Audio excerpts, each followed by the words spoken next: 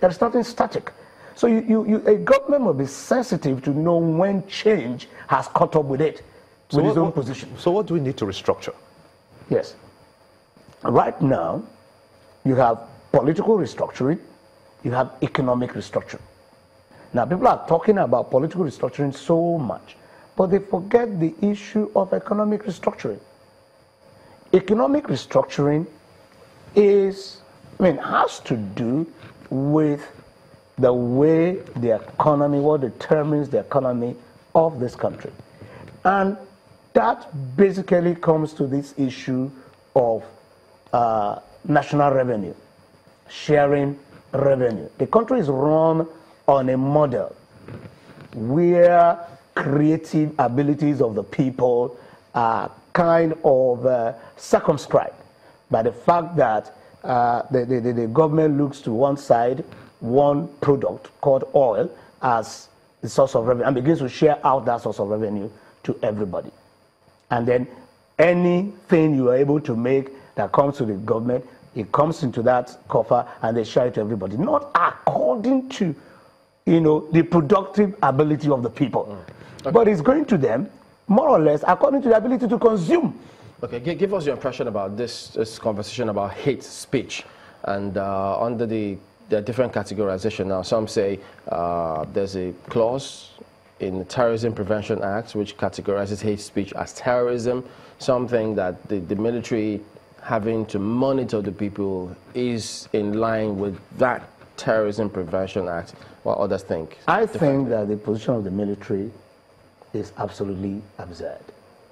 Why? And the absurd nature of that is what alarms me, because it shows the mindset, the kind of people that we have as leaders. It's absolutely absurd.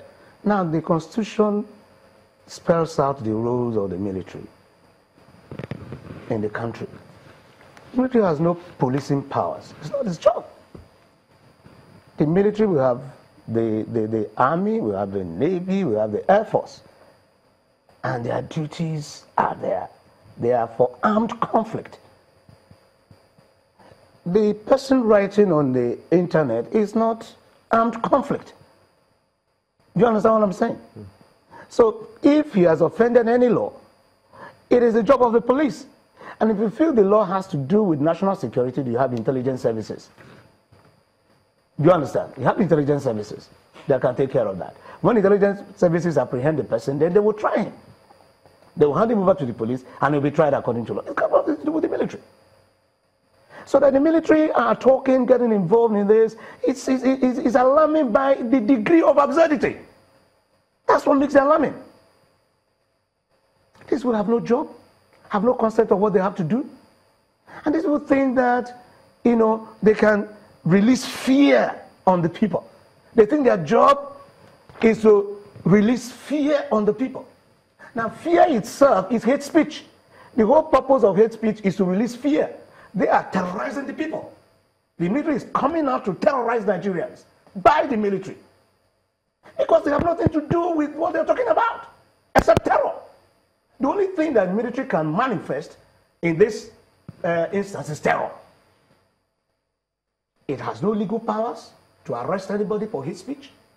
It cannot shoot somebody because of hate speech. You can't say because somebody is engaging in hate speech, then you shoot him down. So what are you? Your involvement is for no other purpose than to release terror. Even if they terrorize. So they can't cite the Terrorism Act or Terrorism Prevention Act whatsoever. Yeah, but it has nothing to do with them. It's got nothing to do with them.